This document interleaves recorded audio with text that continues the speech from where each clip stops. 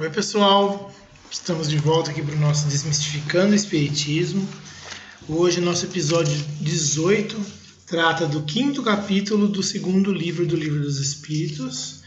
E esse capítulo ele é chamado Considerações sobre a pluralidade, ou seja, a multiplicidade das existências.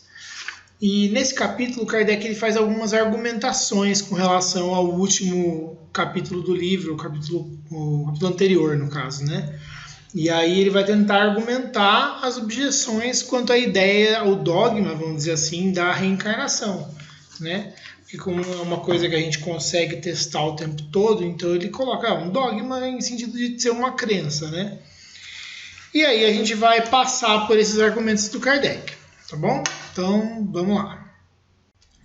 Bom, o Kardec ele começa falando que a reencarnação não é uma ideia nova, né? Ele fala assim, inclusive a gente nunca disse que estava inventando alguma coisa agora. Essa é uma ideia antiga que já surgiu lá com Pitágoras, dentro da, vamos dizer assim, da filosofia, né? E o Espiritismo, ele sendo uma lei da natureza, então ele sempre existiu, ele sempre esteve lá em algum lugar. E existem sinais disso desde a antiguidade. Então ele traz a discussão nesse sentido de que é uma coisa que sempre existiu, né? E aí ele fala sobre que o Pitágoras, ele fala que o próprio Pitágoras trouxe essa ideia, também não foi dele. A teoria do Pitágoras era chamada de metempsicose, essa ideia de você poder morrer e nascer num outro corpo, né? E ele trouxe isso dos indianos e dos egípcios, e essas ideias entre esses povos já existiam há milhares de anos. Ele fala em tempos imemoriais, quer dizer, desde o começo da humanidade, essa ideia da existência, da possibilidade de a gente morrer e viver de novo num outro corpo já existia entre povos antigos, né? E que essa era uma crença comum, que era admitida por todo mundo, desde o maior até o menor das pessoas, né? E ele fala, olha, a gente não sabe se isso foi uma revelação ou se isso foi uma intuição deles, que eles de alguma forma intuíram que deveria existir esse processo, né? E ele argumenta que, apesar disso, se não tivesse alguma coisa de séria ali, essa ideia não teria atravessado os séculos e também não teria sido aceita pelas mentes maiores, pelas pessoas mais sábias desses tempos ao longo do caminho. Ela já teria sido derrubada em algum lugar. Aí ele comenta também que a diferença entre o Espiritismo, o que o Espiritismo vem trazer, e a tal da metempsicose, que é o nome dessa vamos dizer assim, dessa reencarnação lá do Pitágoras, é que lá existia a ideia de que você podia morrer e reencarnar num animal, por exemplo, sei lá, o seu cachorro podia morrer e nascer como uma pessoa, e o Espiritismo descarta essa ideia. Ele fala que pela própria progressão, né, pelas leis de progressão da natureza, existe uma cadeia, existe uma sequência lógica de processo de reencarnação e que essa sequência vai fazer com que os espíritos sempre progridam, então eles não podem regredir de forma. Ele continua dizendo também, né, que os espíritos trazem esse dogma, diferente dessa teoria da metempsicose, os espíritos trazem esse dogma de uma forma mais racional, mais de acordo com as leis de progresso da natureza, que é o que eu acabei de falar, né, e mais harmoniosas com a sabedoria e com o poder do Criador. E que existiam relatos já dessa ideia da reencarnação sido comunicados por outros espíritos antes do Kardec. Então, embora ele não cite no livro, ele está se referindo às teorias, por exemplo, da teosofia. Existe um monte de crenças que já aceitavam a ideia da existência da vida após a morte, da continuidade da vida depois da morte do corpo físico e também da possibilidade de reencarnação dos espíritos, né? Inclusive, ele fala assim, olha, tem os espíritos que nem sempre concordam exatamente com essa ideia, mas a gente vai discutir isso depois.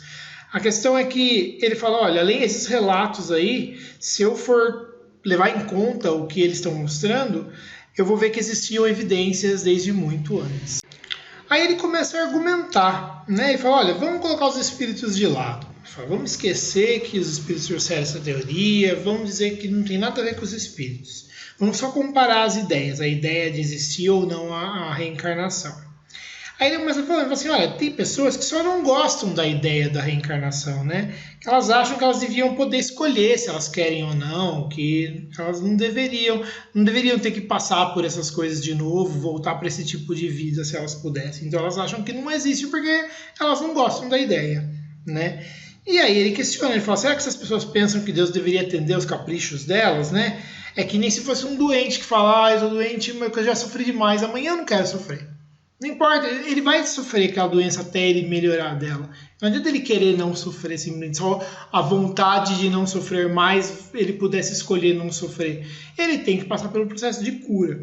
Ou, por exemplo, um preso que fala assim, não, amanhã eu não quero estar preso, mas ele tem que terminar de cumprir a pena para poder sair. Ou uma criança que reclama que não quer ir para a escola, mas ela tem que ir para a escola para poder continuar o aprendizado dela.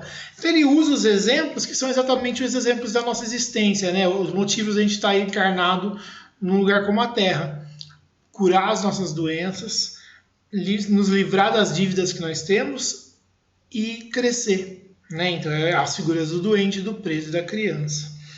E aí ele fala que, inclusive, essas pessoas que têm esses argumentos são muito pequenos, são muito bobos, são muito infantis para levar a sério.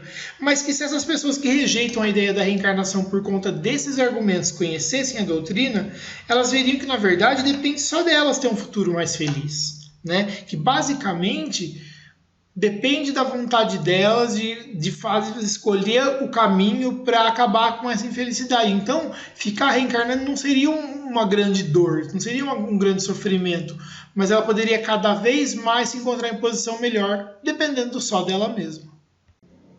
E aí ele fala que ele supõe estar se dirigindo a pessoas que acreditem que existe alguma coisa depois da morte. Até porque ele já argumentou bastante sobre os pontos do não existir nada depois da morte em pontos anteriores, né? Ele fala assim, olha, eu acredito que eu estou falando aqui com pessoas que acreditam que tem alguma coisa além dessa existência. Né? Que se a pessoa não acredita que ela vai sumir no nada, né? Morreu, acabou, ou que ela vai desaparecer num todo, que ela vai se misturar com o todo e vai perder a identidade dela, se ela acredita nessas duas coisas, não faria muito sentido, porque então tanto faz, se você não é diferente do outro, por que você vai deixar de fazer o que você quer, por exemplo, você não vai ceder aos seus impulsos, se você não vai fazer diferença depois. Então ele fala, bom, se eu estou falando com alguém que acredita que, né, você vai ter alguma coisa depois da morte, que o futuro depende das suas ações aqui na Terra, ele fala, você não usaria, se você tivesse uma chance de fazer algum esforço para tentar viver melhor depois, se você soubesse que você ia desfrutar por muito tempo, ou desfrutar eternamente de todo o esforço que você fizesse? Aí ele dá o exemplo de uma pessoa, por exemplo, que fala assim, uma pessoa que não é rica, é uma pessoa que é pobre, e que alguém fala para ela assim, olha, aqui tem uma montanha de dinheiro, tem uma fortuna aqui para você desfrutar dela para sempre. Só que para isso você precisa trabalhar 1 minuto, intensamente. Ele fala, poxa, você falaria 1 minuto, 1 hora, 1 dia, eu trabalharia, porque depois eu vou viver o resto da minha vida, né, na abundância, com as coisas à vontade, com dinheiro, vou viver bem para sempre.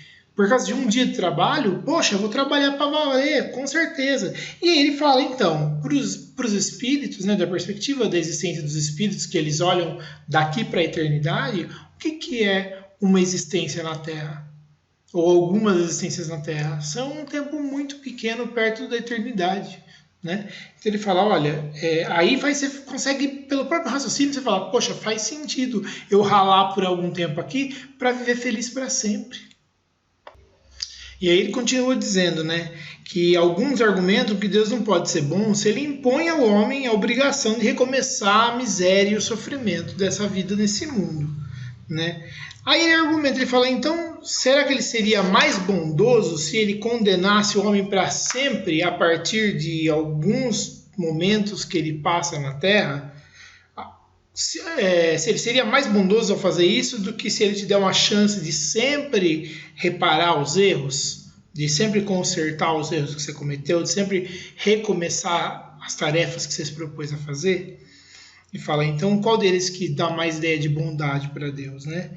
Aí dá um exemplo, ele fala assim, imagina que você tem 2 fabricantes, dois donos de fábrica, por exemplo, tem 2 empresários, duas pessoas ali, e ele tem cada um deles tem um empregado, e esse empregado, ele erra. Ele, por exemplo, dá uma coçadinha lá o dia inteiro, não trabalha direito, enrola o dia inteiro e não faz nada. Chega no final do dia, o cara fala, pô, o cara não trabalhou o dia inteiro, eu posso mandar ele embora. Um deles pega e fala, eu vou te mandar embora, eu sinto muito, você não trabalhou, o azar é seu.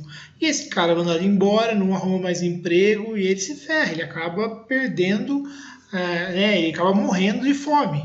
E o outro fala, olha, você errou, você pisou na bola feia, eu podia te mandar embora, mas eu não vou fazer isso. Você está me devendo um dia de trabalho.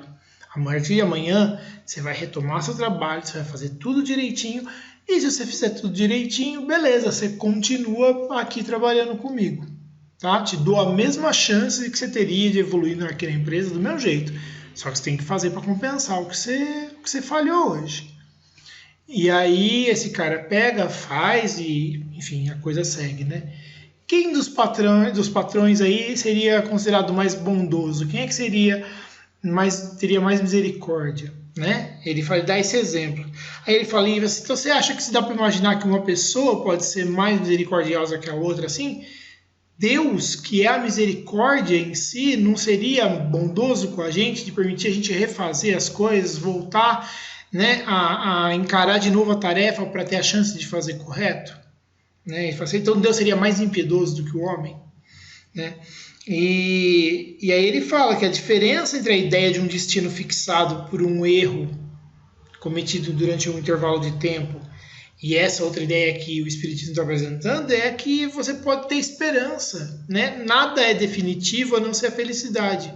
Então, se você só pode alcançar o único objetivo que você tem no futuro é a felicidade, porque você sempre vai poder retomar a tarefa, ainda que seja difícil, você perca tempo e adie a sua felicidade, você sempre tem a chance de voltar a alcançar essa felicidade.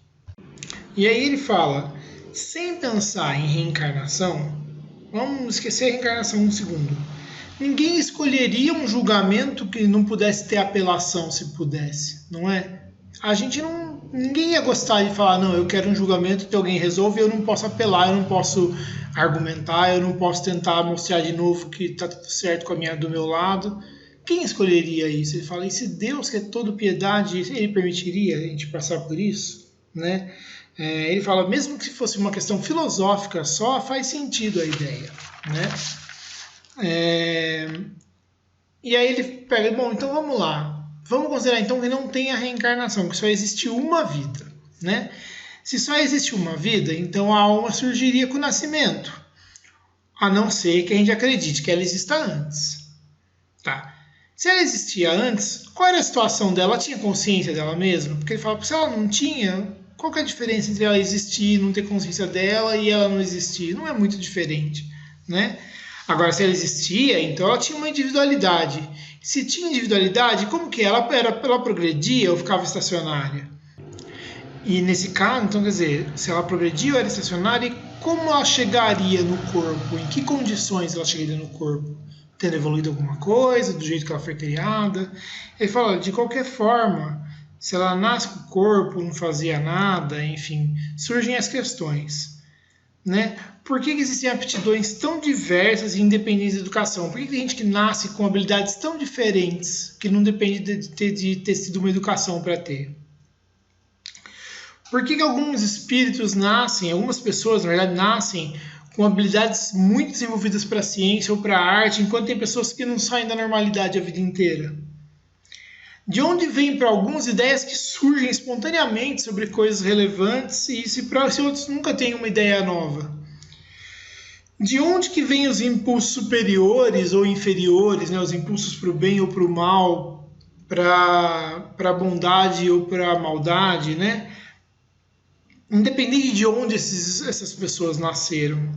Por que certas pessoas são mais adiantadas que outras, independente da educação que elas tenham? E por que tem povos que têm aptidões tão diferentes entre eles? Né? Ele fala, então, com esses questionamentos, se não é como o Espiritismo está trazendo, né, que filosofia e que crença que resolve essas questões? E aí ele fala, bom, ou as almas são iguais, ou as almas são diferentes. Né? Então a gente está partindo do pressuposto que tem alma lá, e se a alma é igual ou é diferente, não tem outra opção. ou elas estão surgindo todas do mesmo jeito, ou elas surgem cada uma de um jeito. Aí ele fala, se elas são iguais, por que tem essas aptidões diferentes? Né? Aí ele fala, alguém poderia argumentar que é o organismo. Ele fala, mas então a gente cai no materialismo, né? Porque então tudo depende da organização da matéria, a gente fica dependendo da organização da matéria e a gente não teria que ter responsabilidade, né? A gente não teria responsabilidade sobre a nossa existência, sobre os nossos atos, porque é culpa da matéria, eu não tomei a decisão, eu nasci assim, né? Então a gente acaba jogando tudo para o materialismo. Agora, se as almas são diferentes, por que o privilégio? Por que Deus privilegiou algumas sendo dotadas de inteligência, de sabedoria, de capacidades que elas nascem com ela, enquanto outras não têm nada e têm que viver na simplicidade, no sentido de ter que passar por dificuldades, ter que passar por sofrimentos, porque elas não nascem com o dom para fazer coisas que melhorariam a vida delas, né? Onde que está a justiça de Deus se ele faz cada um de um jeito e aí larga tudo, cada um que se vire do seu jeito, e depois condena quem já não está naquele patamar, naquela linha, acima daquela linha que ele passou, né? Então Deus não seria justo. Ele fala, mas se houver várias existências progressivas, aí se explica tudo, porque aí os espíritos são criados todos iguais, conforme eles vão se apresentando, ou melhor, conforme eles vão nascendo, né, e existindo, eles vão vivendo, eles vão aprendendo coisas, vão desenvolvendo as habilidades, e quando eles voltam, eles já trazem um pouco daquele aprendizado. Né? Aquilo que eles aprenderam se manifesta de alguma forma neles, conforme a situação em que eles estão vivendo. E aí faz sentido. E a gente consegue entender como que as pessoas seriam diferentes, porque elas começaram iguais, mas cada um evoluiu um tanto ao longo do caminho. Aí ele dá um outro exemplo, ele fala assim, olha, é como se a gente reunisse pessoas de muitas idades, de 8 meses a 80 anos, e comparasse as habilidades, conhecimentos, a experiência delas. Não tem como, né? Cada um está num estágio de vida. Imagina que você reuniu numa sala 1000 pessoas, sem distinção. Você foi lá, sei lá, na lista telefônica, ou, sei lá, na lista do RG, CPF, você pegou lá 1000 pessoas aleatórias. E aí juntou tudo numa sala, né? Se você não sabe, a não ser o RG ou o CPF dela, você não tem como saber quando elas nasceram, se elas são mais novas ou mais velhas, se elas fizeram isso ou aquilo, se elas não fizeram nada a vida inteira. Ele fala, se você não souber nada disso, elas parecem ser todas iguais. Ele fala, é assim que a gente vê a reencarnação. Né? A gente nasce com um monte de gente junto e a gente não sabe o que cada um já passou. Não está escrito na testa, né? Então, ele fala que é mais ou menos isso. Quer dizer, a gente está existindo nesse mundo vendo pessoas que passaram por coisas que a gente não sabe o que foram. E por isso elas têm essas habilidades diferentes. E aí faz sentido a ideia, né? Quando ele faz essa argumentação.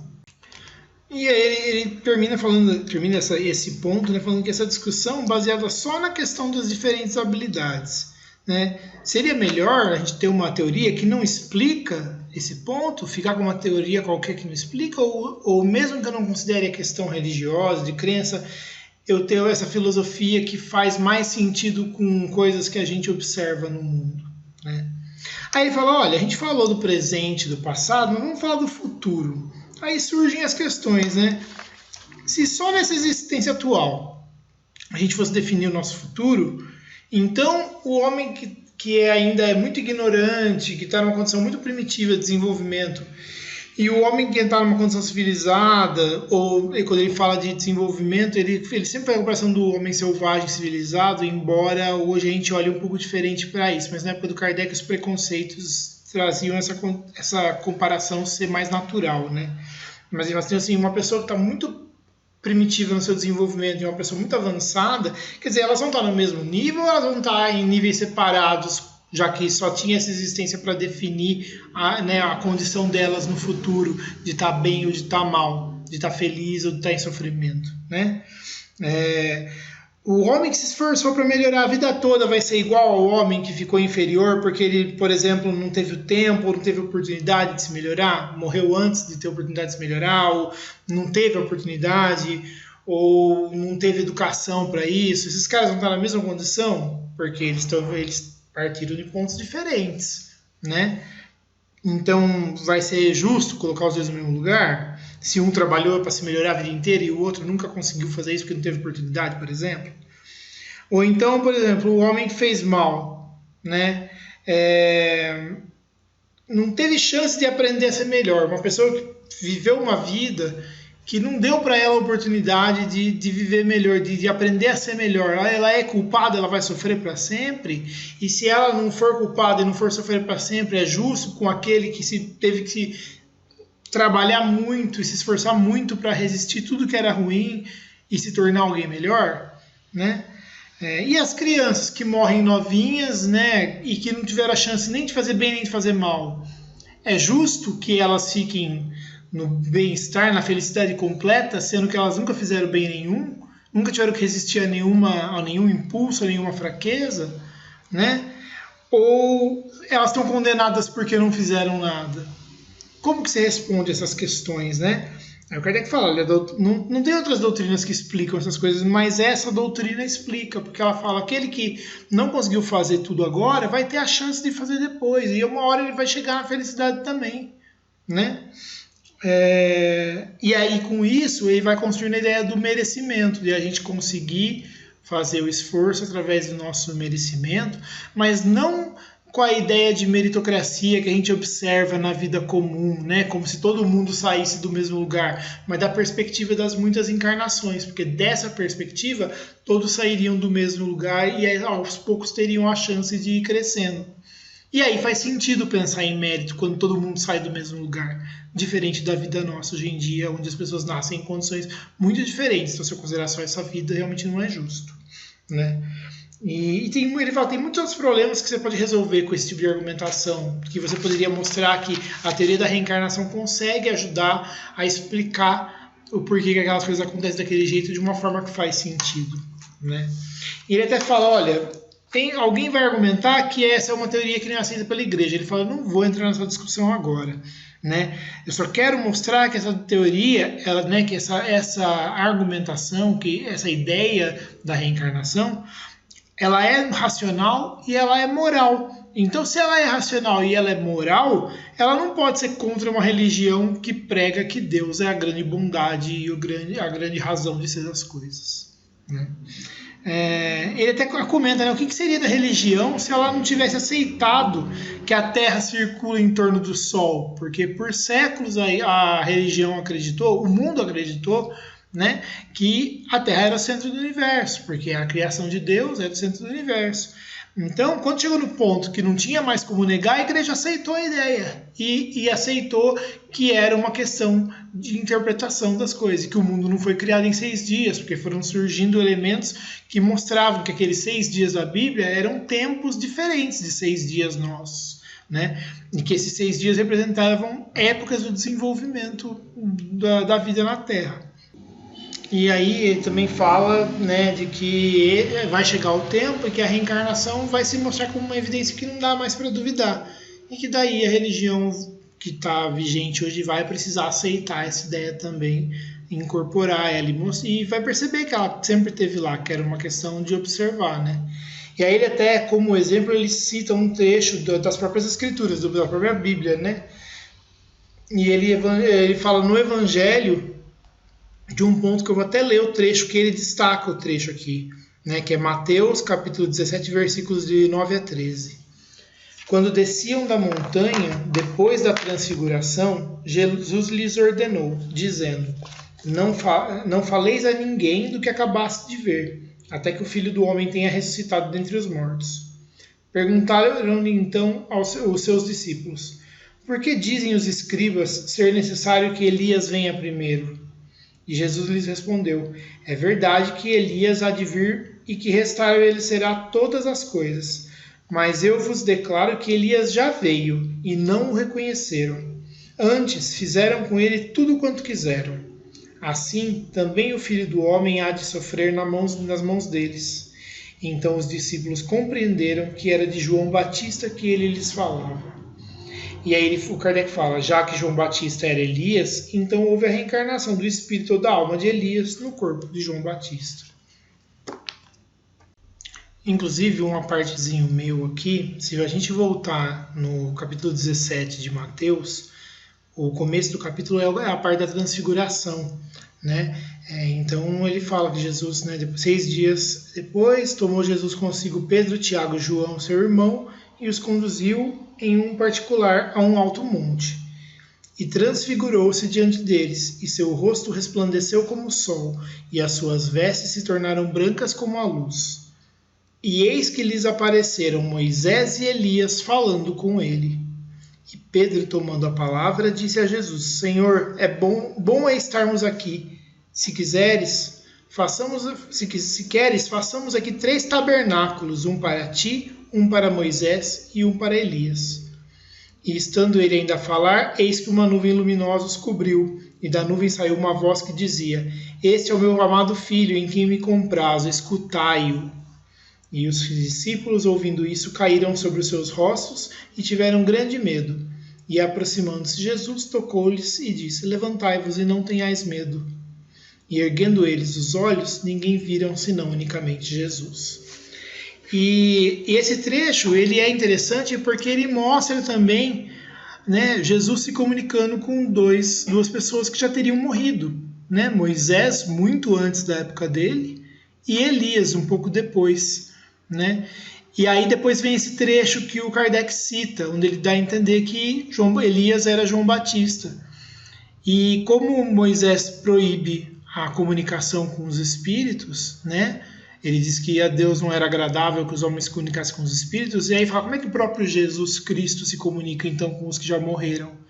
Então ali ele mostra que a ideia era um pouco diferente, né? E que não era proibido se comunicar. Muito provavelmente, isso pode ser uma discussão que a gente pode fazer algum dia, a questão estava no como eles faziam essas comunicações, com que intuito eles faziam essas comunicações. Essa é uma parte meu e a gente vai voltar para o capítulo.